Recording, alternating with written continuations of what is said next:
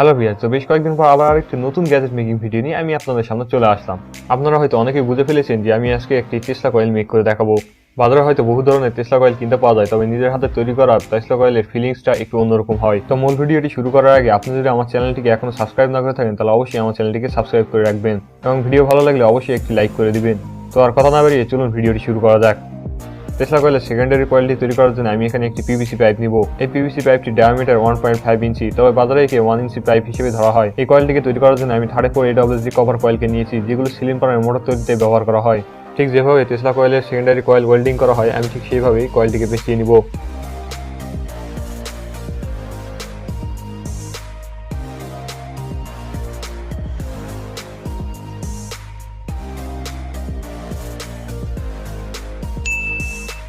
অবশেষে অনেক খাটাখাটির পর আমি সেকেন্ডারি কয়েলটি সম্পূর্ণ করেছি। দেখতে পাচ্ছেন এই টেসলা কয়েলের ending point and starting point রয়েছে, আর এই দুটি কপার ওয়্যারের মাথা দিয়ে আমরা ভোল্টেজ ইনপুট এবং আউটপুট পাবো। বলতে ভুলে গিয়েছিলাম যে পাইপটির সাইজ 15 ইঞ্চ। এবার আমি একটি বোর্ড নিয়ে নেব। আপনারা চাইলে যে কোনো ধরনের বোর্ডই এখানে ইউজ করতে পারেন। বোর্ডটির উপরে আমি এখন টেসলা কয়েলের সেকেন্ডারি কয়েলটিকে বসিয়ে নেব।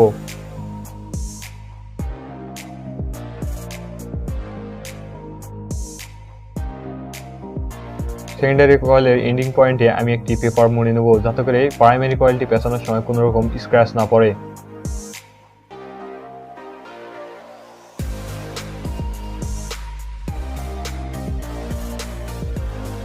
এবারে একটু মোটা সাইজের তামার তার নেব। আপনারা চাইলে যে কোনো ধরনের ইলেকট্রিক ওয়্যারও ব্যবহার করতে পারেন। প্রাইমারি কয়েলের ক্ষেত্রে আমি এখানে 4 থেকে 5টি পেঁচ দিয়ে নিব।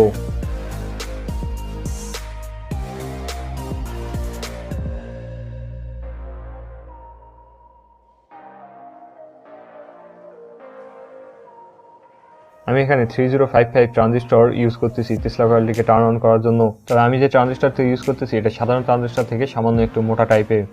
ট্রানজিস্টরের কালেক্টর পয়েন্টে আমি একটি লেগ যুক্ত করে দেবো, যাতে করে অন্যান্য ওয়্যারগুলো আমি কালেক্টর পয়েন্টের সাথে খুব সহজে জুড়ে দিতে পারি। তবে আপনারা চাইলে নাট বল্টু দিয়ে ভালোভাবে টাইট করে লাগিয়ে নিতে পারেন।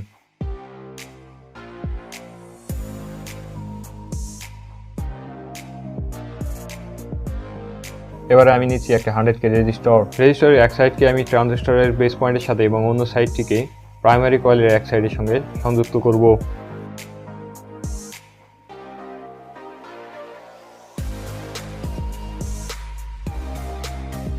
এবং প্রাইমারি কয়েলের অন্য যে সাইডটি রয়েছে সেটিকে ডাইরেক্ট কালেক্টরের সাথে কানেক্ট করব। প্রাইমারি কয়েলের স্টার্টিং পয়েন্টে যে কপার ওয়্যারটি রয়েছে সেটাকে স্যান্ড পেপার দিয়ে সামান্য স্ক্র্যাচ করে দিতে হবে, তাহলে এটি ভালো কাজ করবে। এই স্টার্টিং পয়েন্টটিকে সরাসরি ট্রানজিস্টরের বেস পয়েন্টের সাথে কানেক্ট করে দিতে হবে।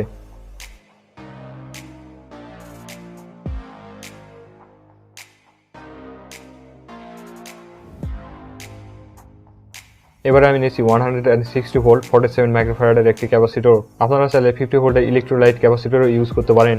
ক্যাপাসিটরের পজিটিভ পয়েন্টটিকে প্রাইমারি কয়েল এবং রেজিস্টরের সোল্ডারিং পয়েন্টে সংযুক্ত করতে হবে, অর্থাৎ এই লাইনটি পজিটিভ ইনপুট।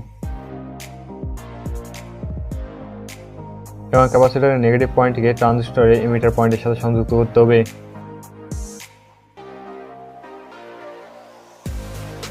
আমি এখানে আমার 24 ভোল্টের ট্রান্সফরমারটি ব্যবহার করব একে পাওয়ার সাপ্লাই দেওয়ার জন্য। ক্যাপাসিটর পজিটিভ পয়েন্টে পজিটিভ ইনপুট এবং নেগেটিভ পয়েন্টে নেগেটিভ ইনপুট দিব। সার্কিটটি টার্ন অন হয়েছে এবং টেসলা কয়েলটি কাজ করতেছে। ভিউয়ার্স, এই টেসলা কয়েলটি তৈরি করতে আমার মাত্র 2 থেকে 300 টাকা খরচ হয়েছে। তো ভিউয়ার্স, আপনারা দেখলেন কিভাবে খুবই সহজ এবং স্বল্প মূল্যে একটি পাওয়ারফুল টেসলা কয়েল নিজেই তৈরি করে নেওয়া যায়। এবং এই টেসলা কয়েল থেকে প্রায় 1 থেকে 1.5 সেন্টিমিটার পর্যন্ত ইলেকট্রিক আর্ক তৈরি হয়। এর পরের ভিডিওতে আমি এর আপডেট ভার্সনটি অবশ্যই আপনাদেরকে দেখাবো। তো আজকের ভিডিওটি এই পর্যন্ত। ভিডিওটি যদি ভালো লাগে তাহলে অবশ্যই একটি লাইক করে দিবেন। চ্যানেলে নতুন হলে চ্যানেলটিকে সাবস্ক্রাইব করে রাখবেন।